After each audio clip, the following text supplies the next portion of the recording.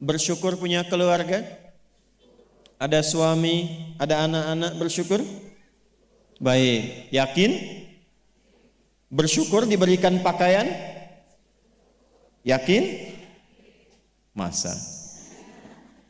Nah, sekarang apa itu syukur?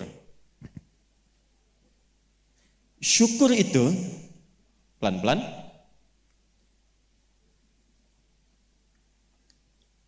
Syukur itu upaya menggunakan semua nikmat yang Allah titipkan, upaya menggunakan semua nikmat yang Allah titipkan sesuai dengan apa yang Allah inginkan, sesuai dengan apa yang Allah inginkan dalam rangka mendekatkan diri kepada Allah Subhanahu wa taala. Contoh, ibu sekalian, maaf, anak itu titipan dari Allah atau bukan? Yakin? Sekarang pertanyaannya, ibu tahu nggak apa yang Allah inginkan dari anak yang dititipkan itu? Jadi apa? Anak yang saleh.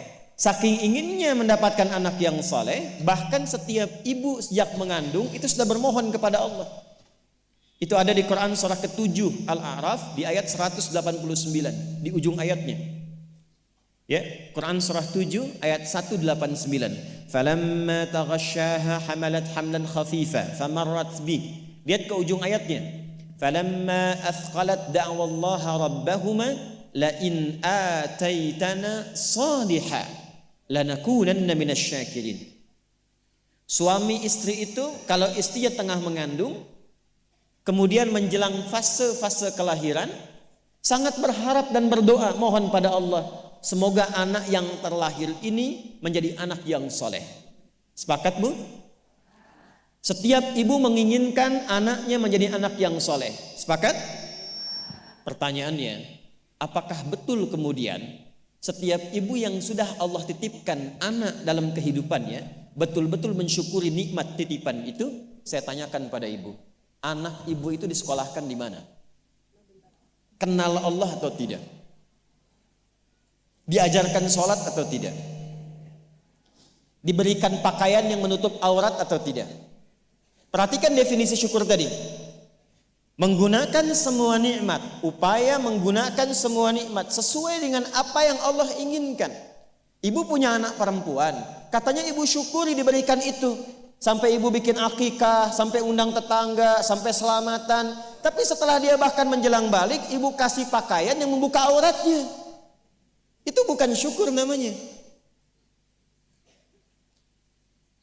Disekolahkan di tempat yang bahkan dia tidak mengenal Allah.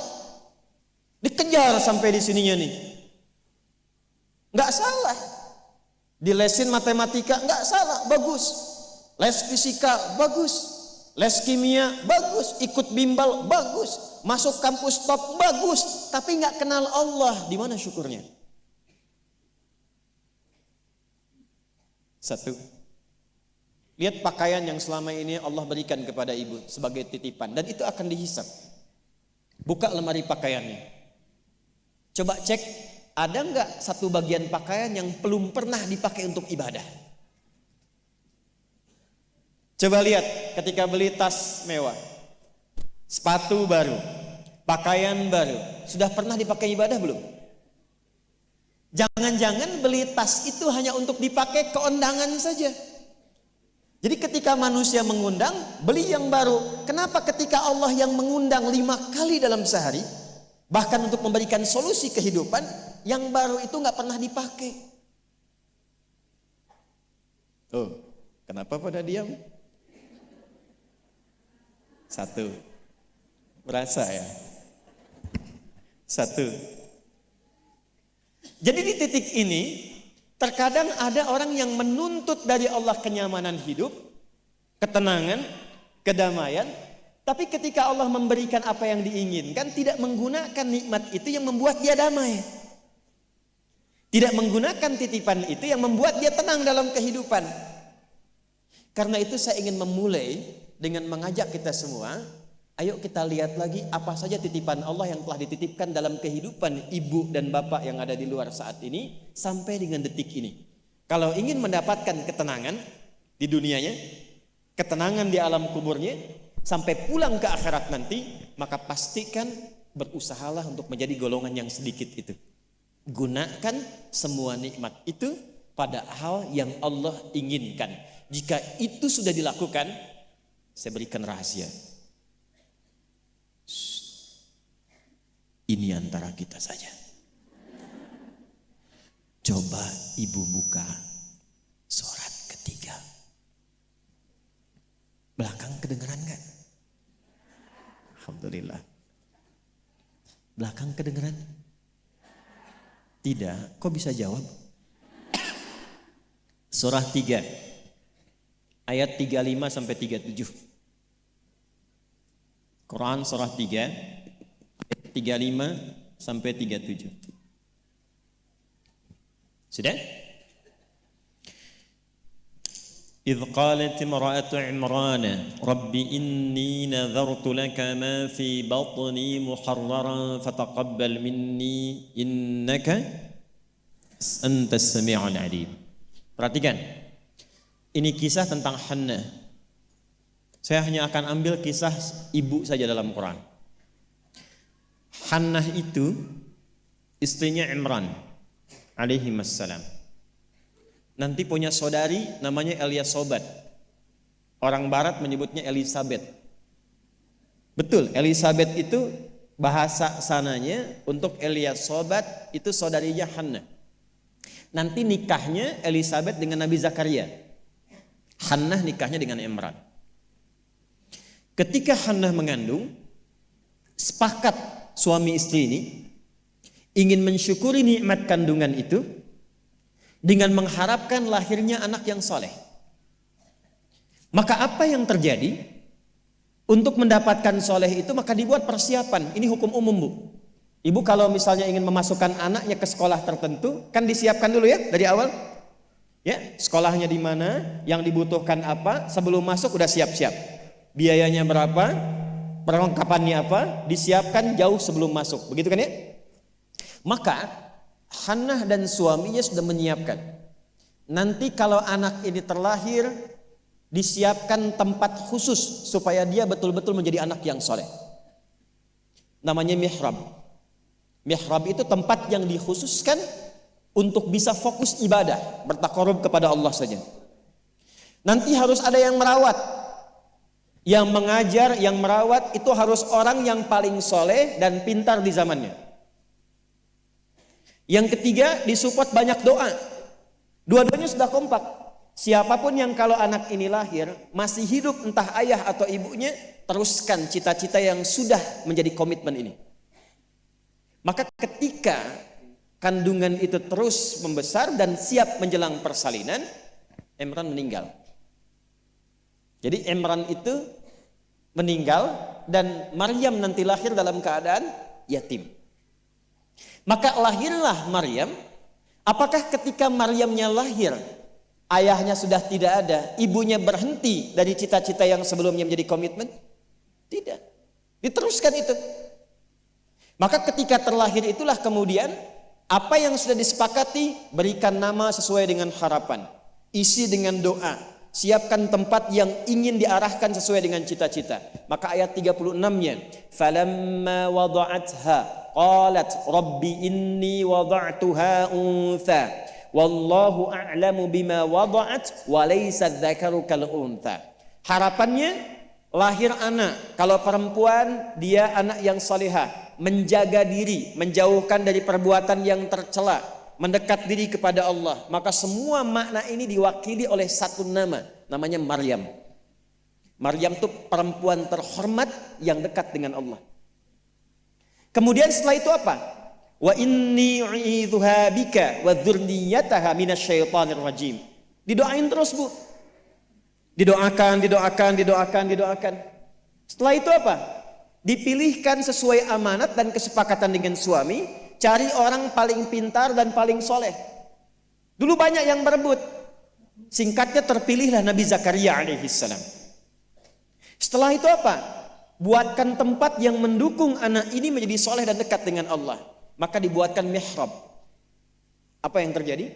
Ketika mihrabnya sudah siap, yang mendidiknya sudah siap, doanya mengalir, namanya sesuai dengan harapan, maka orang tua itu tidak sulit lagi untuk merawatnya. Setelah itu Allah yang berkenan memperhatikan sampai tumbuh dewasanya. Perhatikan ayat 37-nya. Fataqabbalaha rabbuha biqabulin hasanin wa ambataha nabatan hasana wa kaffalaha Zakaria. Satu, Zakariyanya ada.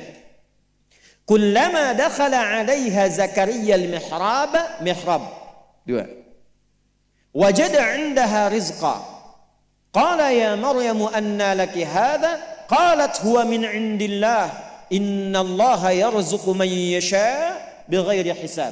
Jadi doanya sudah, namanya sudah, yang mendidiknya sudah, tempatnya sudah. Kalau itu 4 terpenuhi, kata Allah, kamu hei Hannah, gak usah lelah lagi merawat anakmu itu. Biarkan aku dengan kehendakku yang memudahkan semua perawatan anakmu sampai tumbuh dewasa. Demi Allah Bu, setiap butuh apapun, orang tuanya tidak susah. Setiap akan diantar makanan, makanan sudah ada. Mau diantar pakaian, pakaian sudah ada. Dan semua pertumbuhannya langsung diperhatikan oleh Allah. Jadi ketika syukur itu diterapkan dalam kehidupan, maka seorang hamba akan beralih dari hamba biasa statusnya menjadi hamba yang istimewa di hadapan Allah Subhanahu wa taala. Ini yang ingin saya contohkan. Bersyukur itu bukan hanya sekedar mengungkapkan alhamdulillah atas nikmat yang diperoleh, tapi ada peluang untuk menambah nikmat-nikmat lanjutan.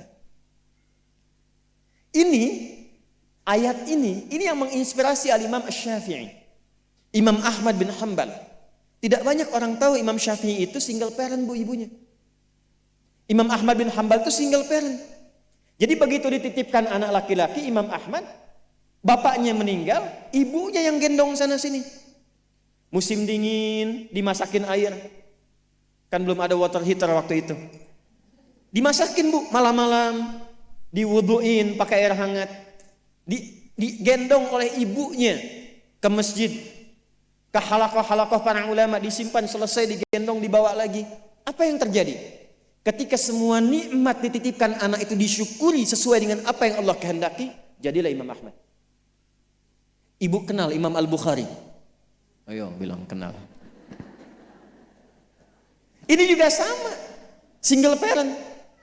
Bahkan lebih dahsyat lagi, Imam Al-Bukhari itu saat lahir ayahnya meninggal, usia 2 tahun matanya buta. Dan dokter mengatakan pada masa itu ini buta permanen, gak akan sembuh. Apa yang menjadikan kemudian matanya sembuh sampai jadi orang paling hebat di zamannya dan melahirkan karya besar Sahih Al-Bukhari. Wa qalilun min ibadiyasy syakur. Ibunya. Jadi betul-betul mensyukuri nikmat diberikan seorang anak, dititipkan seorang anak. Jadi nggak pernah lihat Bu.